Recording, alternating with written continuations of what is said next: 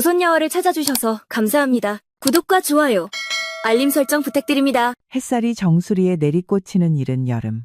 장터 한켠에 선 백정인 만석이 칼을 들고 소가죽을 다듬고 있었습니다. 피와 땀이 뒤섞인 냄새가 퍼졌고 지나는 이들은 코를 막으며 그를 피해 걷기 일쑤였지요. 그 무렵 길 건너에서 비단 두루마기를 입은 한 선비가 모습을 드러냈습니다. 잔술이 오른 얼굴로 주위를 노려보던 선비는 무심히 만석 쪽으로 걸음을 옮겼습니다. 백종놈이 장터 한복판에서 칼을 놀리다니 꼴이 가관이구나. 아이고 죄송합니다요. 날이 무디면 고기를 다듬기 힘들어서 말입니다. 후딱 정리하겠습니다. 어디서 입을 놀리느냐? 선비는 말이 끝나기 무섭게 지팡이를 높이 들더니 만석의 어깨를 사정없이 내려쳤습니다. 아이고 잘못했습니다요. 제가 누나를 잘못 굴렸나 봅니다. 다시는 안 그러겠습니다. 제발 한 번만 봐주십시오. 입 다물라. 내 놈 같은 것은 짐승보다도 못한 족속이지. 어딜 멀건 대낮에 길 한복판에서 칼이나 갈고 있고 말이야.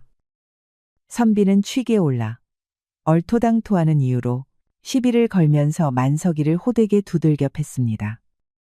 이러면 주변에서 말릴 법도 했는데요. 그러나 사람들은 눈을 피하며 누구도 나서지 않은 채 발걸음을 재촉했습니다. 그때 장터 끝자락에서 한 고운 여인이 다가왔습니다. 그만두시지요. 이놈이 무엄하게 눈을 흘기기에 본때를 보여준 것이오. 고작 그런 이유로 이렇게 행패를 부리시다니요. 떠돌이개에게도 채찍을 들 땐 이유가 있는 법인데 하물며 사람에게 이리 함부로 하시다니. 그게 과연 선비의 도리입니까? 하오나, 이놈은 백정유해다. 걔보다 못한 놈이오. 이천한 것에 버르장머리를 가르치지 않고서야.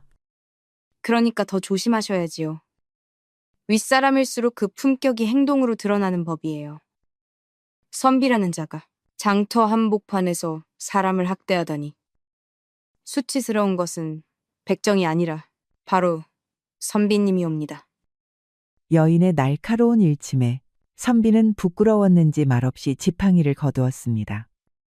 그제야 주변 사람들이 선비를 손가락질하며 수군거렸습니다. 선비는 당황하고 민망한지 괜히 헛기침을 하고는 슬쩍 자리를 피해버렸습니다. 글은 배웠어도 염치와 도리는 배우지 못했구나. 괜찮으십니까? 많이 아프셨지요? 아이고 몸둘 바를 모르겠습니다요. 천한 노밀의 손까지 써주시다니. 그저 죄송하고 감사합니다. 아니에요. 누구든 사람으로 대접받을 자격은 있습니다. 만석이는 여인의 말에 깊이 감동하였습니다. 이에 만석이는 그냥 넘어갈 수 없었습니다. 그런 말씀을 해주시다니. 이 천한 백정놈이 감히 조남을 여쭈어봐도 되겠습니까? 정수빈이라 합니다. 그렇게까지 어려워하실 필요 없어요. 수빈마님 감사합니다요. 만석이는 고개를 조아리며 공손히 절을 올렸습니다. 그날 이후 만석이는 수빈마님이 장터에 나오기만을 목이 빠져라 기다렸습니다. 그리고 해가 장터 지붕 너머로 살짝 올라올 무렵 수빈마님이 쌀이며 소금 몇 근을 보러 장에 나왔습니다. 간혹 상인들과 눈을 마주칠 때마다 기품 있게 고개를 살짝 숙였지요. 이에 만석이는 헐레벌떡 수빈마님에게 다가갔습니다. 마님, 이거 어제 잡은 놈 중 제일 좋은 덩이입니다요. 마님께 꼭 드리고 싶어서 기별도 없이 들고 나왔습니다. 이런 걸 어찌 그냥 받겠습니까? 값을 치러야지요. 에이, 그런 말씀 마세요. 원래는 엽전 한 잎은 받아야 하는 곡인데요. 오늘은 그냥 감사 인사로 드리는 겁니다요. 덕분에 어깨에 멍도 가셨고 장사도 마음이 놓이게 되었습니다요. 그 정성 고맙게 받겠습니다. 대신 다음엔 꼭 값을 받으세요. 이건 오늘만입니다. 예, 마님. 제가 뭐 감히 이런 말씀 드릴 자리는 아닙니다만. 마님은 참 고우신 분입니다. 진즉부터 마님 같은 분도 계시다는 걸 알았더라면 사람 사는 맛이 좀 달랐을 것 같습니다요. 그저 존경하고 감사합니다. 정말로요. 수빈 마님은 말없이 미소를 지으며 고개를 끄덕였습니다. 그리고는 고기를 감싼 무명보를 조심스레 아는 채 조용히 돌아섰습니다. 그 뒷모습을 만석은 한참 동안 바라보고 있었습니다. 가슴 어딘가가 따뜻하게 벅차올랐습니다. 한편 장터에서 사람들 앞에 망신을 당한 선비는 붉게 물든 주막에 앉아 술잔을 비우고 있었습니다. 그 곁에는 뜻맞는 선비 셋이 둘러앉아 수군대고 있었지요. 여인 하나가 사람 체면을 이토록 짓밟다니. 거참 욕봤소. 이름이 뭐라고 하더라? 수빈이라고 하던가. 맞소. 남편도 없는 과부라오. 시집간 지 몇 해 되지도 않아 상을 치렀다더만. 과부년이 오지랖도 넓지. 망할 것? 과부 주제에 어디서 감히. 그것도 장터 한복판에서 나에게 이런 창피를 주다니. 난 용서 못하겠소. 이건 그냥 망신이 아니야. 헌데 듣자 하니 그년이 돈께나 있다 들었소.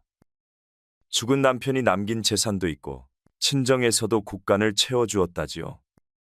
가만둘 수가 없구려. 그래, 아주 혼쭐을 내주는 게 어떻소? 어떻게 말이오? 들어보시오. 겸사겸사 복수도 하고 재산도 털어버리는 거지. 어휴, 그랬다가 들키면 어쩌려고 그러시오. 아니, 자네 말이 맞아. 내게 좋은 방법이 있어. 뭔데 말이오? 백정놈한테 죄를 뒤집어 씌우면 그만이잖소. 천한 놈 하나 감옥에 넣는 게 뭐 그리 어렵겠소? 그러자 선비들은 음흉한 눈빛을 주고 받았습니다. 그리고 그날 밤 놈들은 관비로 부리는 건달패 셋을 불러 잔혹하고 파렴치한 의뢰를 하였지요. 다리 지붕을 넘어갈 무렵 기이한 인기척의 수빈마님은 잠결에 눈을 떴습니다. 잠시 뒤 창호가 거칠게 뜯기고 입과 얼굴을 가린 사내들이 방 안으로 들이닥쳤습니다. 깜짝 놀란 수빈마님은 비명을 지르며 누구냐고 외쳤습니다. 허나 비명이 채 끝나기도 전에 수빈마님은 억센 괴한들의 손에 처참히 짓밟히고 말았습니다. 하늘도 무심하시지 수빈마님은 건달패들에게 온갖 몹쓸 짓을 당했답니다. 모든 일이 끝난 뒤 놈들은 집안을 마구 뒤져 비단과 쌀, 은전을 쓸어갔고 그중 하나는 일부러 만석이 쓰고 다니던 두건 하나를 떨어뜨려 놓고 떠났습니다. 동이 틀 무렵 수빈마님은 찢긴 옷가지 위에서 덜덜 떨리는 손으로 머리를 감싸고 앉아 있었습니다. 눈은 풀리고 입술은 파래졌습니다. 잠시 뒤 그녀는 조용히 방 안을 정돈하고 재상 앞에 앉아 종이와 붓을 꺼냈습니다. 몇 줄의 글을 남긴 후 마님은 단정히 머리를 빗어 넘기고 장독대 곁에 메어둔 허리끈을 풀어들었습니다. 만석이는 그날도 새벽부터 소를 다듬고 있었습니다. 그런데 갑자기 포졸 셋이 들이닥쳐 그를 그대로 바닥에 내리눕히며 포승줄을 틀어주었습니다. 수빈댁을 능욕한 흉도, 얌전히 오라를 받아라. 그게 무슨 말씀이십니까? 이게 무슨 일입니까요? 이 더러운 놈. 무고한 여인을 능욕하고 재산까지 털어가고도 이렇게 발뺌하느냐. 아니요. 난 그런 짓 한 적 없소. 그러나 듣는 이 없었고 포졸들은 이미 짜여진 문서와 위증을 손에 들고 있었습니다. 이윽고 장터에는 백정놈이 과부마님을 겁탈한 뒤 자결케 했다는 유언비어가 돌기 시작했지요. 만석이는 두 팔이 위로 묶인 채 축축한 지하 옥사에 매달려 있었습니다. 온몸은 피멍이 들고 갈비뼈 아래에선 찢어지는 듯한 통증이 느껴졌지요. 포졸들은 날마다 같은 질문을 던졌습니다. 수빈마님을 어찌 욕보였느냐? 언제 침입했느냐? 훔친 물건은 어디에 숨겼느냐? 같은 질문이었지요. 만석이는 울부짖으며 결백을 호소했으나 돌아오는 건 몽둥이질과 침묵뿐이었습니다. 만석이는 이미 물도 죽도 넘기지 못할 지경이었고 온몸은 부풀고 터진 자국으로 뒤덮여 있었습니다. 간수들이 옥졸방 앞에서 조용히 쑥덕대고 있었습니다. 만석이는 눈을 감은 채 숨을 죽이고 대화를 엿들었습니다. 수빈마님, 끝내 목을 맸대. 그것도 장독대엽 허리끈으로. 유서도 남겼다더라. 뭐? 자결을? 아이고, 심성이 고운 여인이었는데. 그거 참 안타깝구려. 근데 이거 영 이상하지 않어? 증거라는 게 허술하잖아. 증거도 누더기고. 쉿, 입 닥쳐. 그 일, 사실 아전놈들이랑 선비들 손탄 거래. 간섭했다간 우리 목이 날아가. 기절한 듯 누워있던 만석이의 눈이 서서히 떠졌습니다. 온몸은 부서진 듯 아팠지만 가슴 속에서는 다른 고통이 불붙기 시작했지요. 모욕과 분노, 그리움과 슬픔, 그리고 복수심이 한꺼번에 일었습니다. 마님이 그런 꼴을. 이게 다 그 썩은 양반놈들 짓이었구나. 그래서 내게 누명을 씌운 게야. 비가 내리던 밤, 포졸 하나가 문을 열고 들어왔습니다.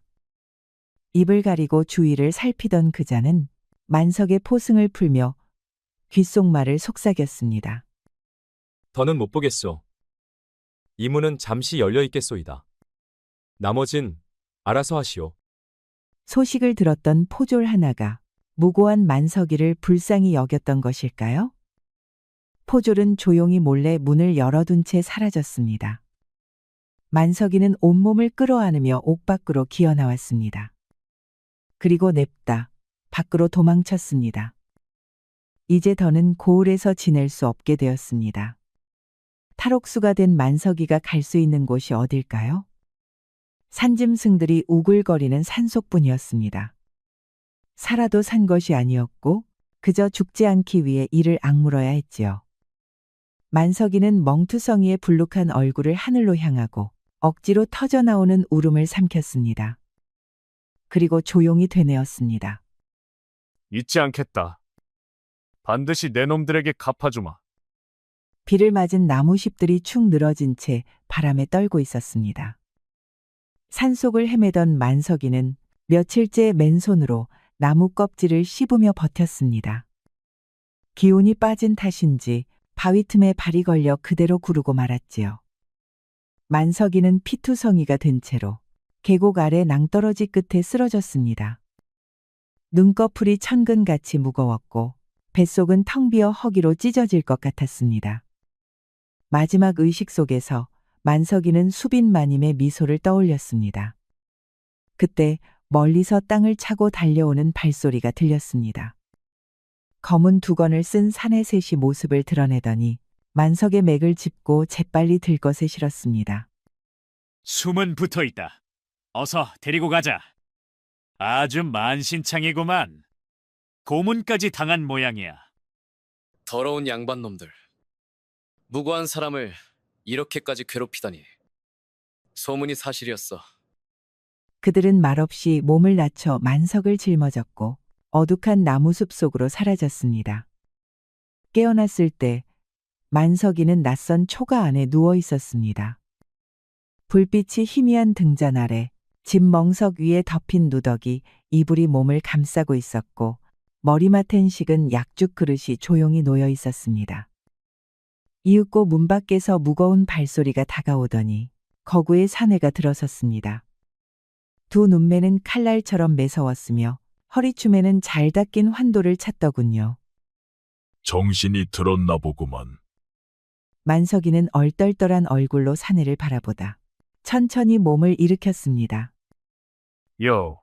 여긴 어디요? 댁은 또 누구시오? 사내는 잠시 말이 없었습니다. 그저 고개만 살짝 끄덕이고는 식은 약죽 그릇을 슥 밀었습니다. 끼니는 드시게. 기운을 차려야 말이 오갈 수 있지 않겠나. 만석이는 떠는 손으로 죽을 떠먹기 시작했습니다. 삼킬 때마다 목이 따끔했고 터진 입술이 다시 벌어졌지만 그보다 더 시린 건 가슴 속이었습니다. 조용히 기다리던 사내가 다시 입을 열었습니다. 우린 도적이라 불린다. 허나 재물을 탐한 적 없고 사람을 해친 적도 없다. 그럼 뭘 하는 분들이십니까? 억울한 피를 대신 갚아주는 자들이다. 벼슬이 방패가 되고 문장이 칼이 되는 세상이지. 우리는 그 칼 끝에 짓밟힌 자들의 편이야. 농사꾼, 노비, 백정, 장돌뱅이, 유생까지. 다들 세상에 밟히고 잊힌 사람들일세. 이른바 의적이라 불리는 자들이었습니다.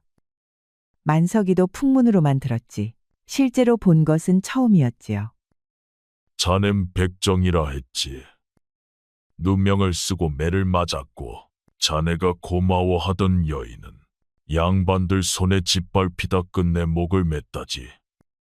피눈물을 흘리고도 아직 숨이 붙어 있는 건 아직 끝낼 일이 남았단 뜻일게요. 만석이는 고개를 들었습니다. 그 눈에 서린 것은 절망이 아니라 오히려 얼어붙은 분노였습니다. 복수를 하고 싶습니다요. 마님의 억울함도 제게 덮어 씌운 죄도 반드시 갚아야겠습니다. 내 이름은 표우식일세. 표두령이라 부르게. 본디 무관이었지. 허나 더럽혀진 조정의 군유를 버리고 사람의 도리를 따르기로 했네. 자네 같은 이가 이곳에 오게 된 건 바로 하늘의 뜻일세. 만석이는 조용히 고개를 숙였습니다.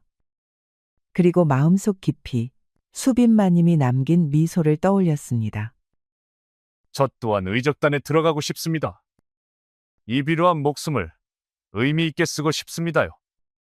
계절이 서너 번 바뀌고 어느덧 한 해가 흘렀습니다. 만석이는 의적단에서 뼈와 살을 깎는 훈련을 통해 전혀 다른 사람으로 거듭났습니다. 양반들에게 하대받고 짐승처럼 두들겨 맞았던 백정 만석이는 없었습니다. 이제 복수기 의적 만석이었지요. 만석이는 도축에 사용하는 날이 넓고 짧지만 날카로운 식칼을 허리에 찼습니다. 이제부터 만석이는 짐승들의 숨통을 끊어야 했습니다. 표두령은 무연한 눈빛으로 만석의 어깨에 손을 얹었습니다. 때가 되었네. 이제 옛 이름과 과거는 버리게. 자네는 새로운 사람이 되었소. 이제부터 더러운 탐과 놀이들을 처단하는 백정. 도수라 부르겠네. 예, 표두령님. 감사합니다. 도수는 고개를 깊이 숙여 절하고 일어났습니다. 고요한 밤, 고을 북쪽 외진 기방 뒤채. 술 냄새와 향내가 뒤엉켜 눅진한 공기가 감돌았습니다. 방 안에는 비단 도포를 벗어던진 채 선비 허문이 비틀어진 자세로 뻗어 있었습니다. 그는 바로 장터 한복판에서 만석이를 조롱하며 짓밟았던 자였습니다. 기생 하나가 방 안에 무릎 꿇고 앉아 있었습니다. 잠든 허문을 힐끔 본 그녀는 문가 쪽으로 다가선 그림자에게 조심스레 손을 내밀었습니다. 검은 두건을 쓴 사내 바로 도수였습니다. 도수는 말없이 엽전 한 줌을 꺼내 기생의 손에 쥐어주었습니다. 기생은 앞서 도수의 뜻에 따라 허문을 유인하고 독한 술을 잔뜩 먹여서 재운 것입니다. 감사합니다, 나으리. 기생은 고개를 살짝 숙이더니 밥비방을 빠져나갔습니다. 만석이는 천천히 발걸음을 옮기며 주위를 살폈습니다. 거친 숨결, 흐트러진 술상, 벗겨진 허리끈. 모두가 혐오스러운 기억을 끄집어내고 있었습니다.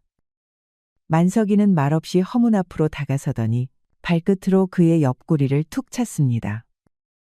아이고 이년아. 더 하다가는 뿌리가 뽑히겠다. 어르신은 좀 더 자야겠. 허문은 헛소리를 하며 몸을 뒤척였습니다. 허나 낯선 기척에 곧 눈을 찌푸리며 천천히 눈을 떴고 그 순간 눈앞에 선 만석이를 보곤 쏘스라치게 놀랐습니다. 그러자 기겁하며 몸을 일으키려는 허문을 만석이는 가슴팍을 지그시 밟아 눌렀습니다. 너는 누구냐? 백정이다. 짐승 잡는 백정. 도수는 허리춤에서 식칼을 꺼냈습니다. 무딘 듯 묵직하고 짧지만 넓은 칼날이 등잔부를 받아 번뜩였습니다. 허문의 두 눈이 찢어질 듯 커졌습니다. 그 순간 식칼은 짧고 굵은 곡선을 그리며 높이 치켜올랐고 숨막히는 정적 끝에 바람을 가르는 소리와 함께 곧장 내려 꽂혔습니다. 등잔불이 일순 흔들렸고 허문의 숨소리는 그 자리에 멈췄습니다. 만석이는 말없이 칼을 거두어 옷자락에 닦았습니다. 그리고 무명보 한 장을 꺼내 허문의 얼굴 위에 조용히 덮었습니다. 허문의 죽음이 알려지며 고을의 분위기는 어수선해졌습니다. 저마다 수군거리며 정체불명의 의인에 대해 이야기들을 주고받았습니다. 어떤 이는 백정의 손에 죽었다 하였고 또 어떤 이는 귀신의 노여움을 샀다고 하였습니다. 처음에는 모두 겁을 먹고 입을 닫았습니다. 양반이 칼에 맞아 죽었다는 사실만으로도 뒤탈이 날까봐 벌컥 겁을 먹은 것이지요. 허나 시간이 흐르자 점차 기묘한 기대감으로 뭉치기 시작했습니다. 그러던 하루 장터 한복판에 도수가 발을 들였습니다. 그리고는 큰 소리로 외쳤습니다. 내 이름은 도수요.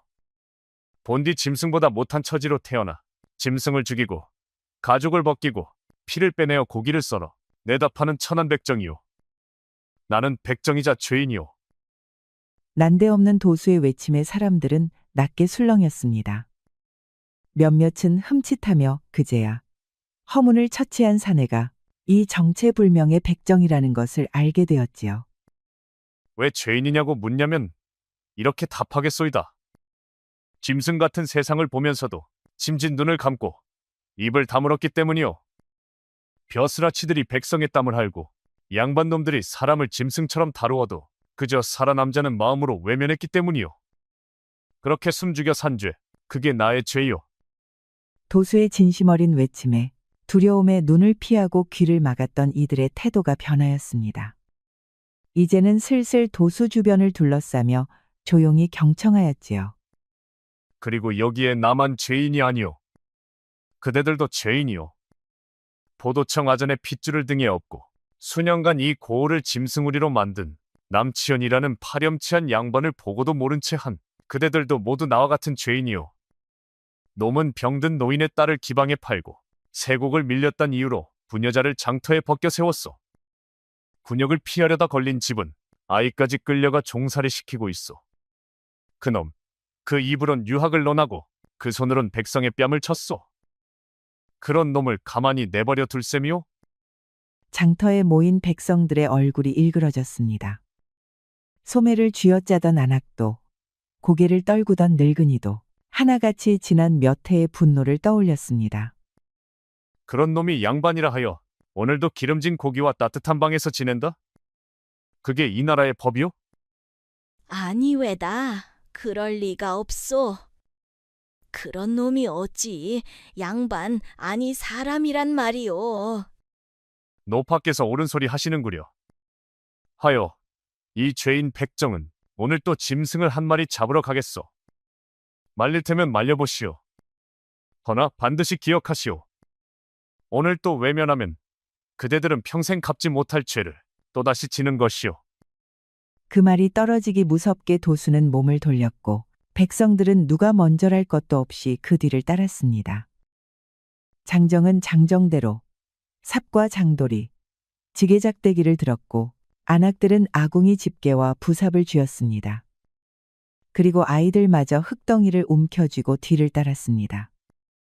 커다란 솥을 대문 안쪽에선 종들이 허둥지둥 문을 걸어 잠그고 있었습니다. 마당에선 개가 짖고 문간방에서 불빛이 흔들렸습니다. 그러나 민심의 불길은 이미 담장 너머로 치솟고 있었습니다. 도수는 가볍게 발을 들어 올리더니 단숨에 담장을 뛰어넘었습니다. 담 너머에서 비명소리와 비명소리가 엇갈렸고 곧이어 기왓장이 부서지는 소리, 난간이 부러지는 소리가 터졌습니다. 그리고 백성들은 문을 부수고 그 안으로 썰물처럼 밀고 들어갔습니다. 저택안은 이미 난장판이었습니다. 종들은 겁에 질려 곳곳으로 흩어졌고 남치현은 방 안에 숨어 벌벌 떨고 있었습니다.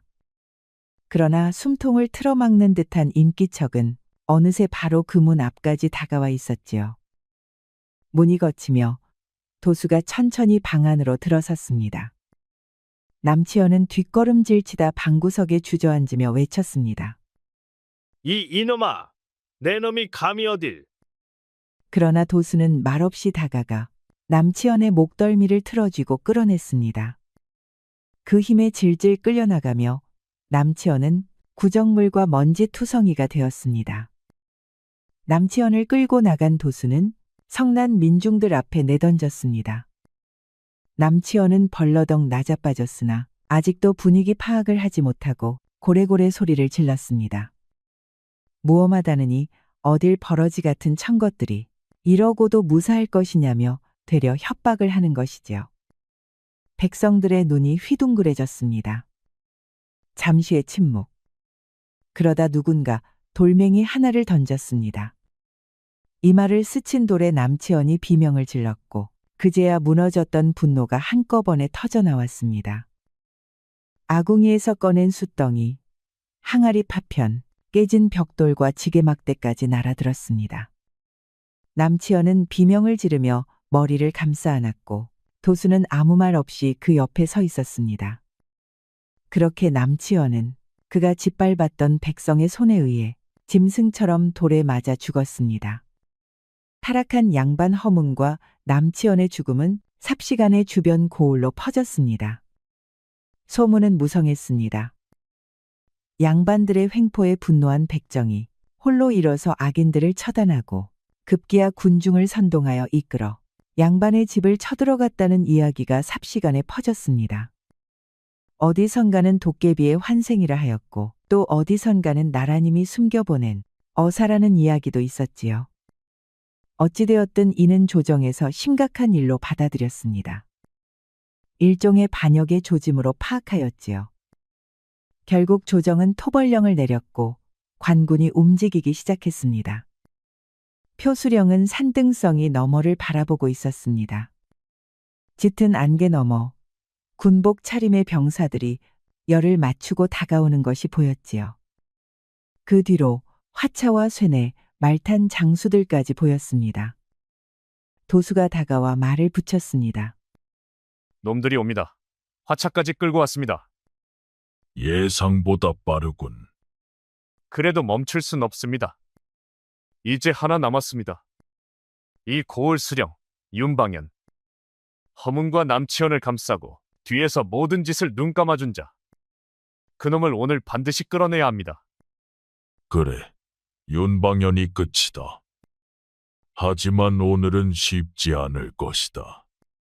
광군은 우리가 밀란을 일으킨 줄로 안다. 저들과 맞서 싸우지 않으면 그놈에게 닿을 수 없다. 준비하자. 놈들이 들어오게 두고 그 틈을 쥐어짜야 한다. 도수는 한치 흔들림 없는 얼굴로 고개를 끄덕였습니다. 관군이 고을 어귀에 도착했을 때 벌써 어둠 속에서는 불빛이 오르고 있었습니다. 들판을 울리는 북소리와 함께 지붕 위에 선 표수령이 외쳤습니다. 돌격대는 좌측으로 꺾어라. 퇴로를 끊어라. 수레엔 불쏘시개를 묶어라. 측면을 돌아 감싸라. 그 말이 떨어지기도 전에 의적단과 민군들이 일제히 움직였습니다. 누군가 지게를 들었고 누군가는 돌팔매를 날렸습니다. 관군은 혼란에 빠졌고 백성들의 물결이 점점 진영을 밀어붙였습니다. 도수는 정신없이 칼을 휘두르며 맨 앞에서 치고 나갔습니다.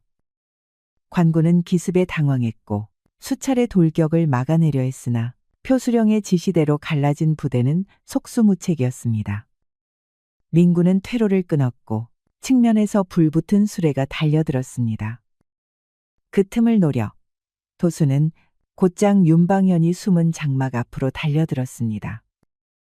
그러자 무장한 호위 셋이 막아섰습니다. 허나 도수가 귀신같이 칼을 휘두르자 무사들은 속수무책으로 쓰려졌지요. 이윽고 마침내 윤방현 앞에 도달한 도수는 핏발선 눈으로 노려보았습니다. 윤방현은 벌벌 떨면서 엉덩방아를 찧었습니다. 어찌나 겁에 질렸는지 살려달라고 애원조차 하지 못하였지요.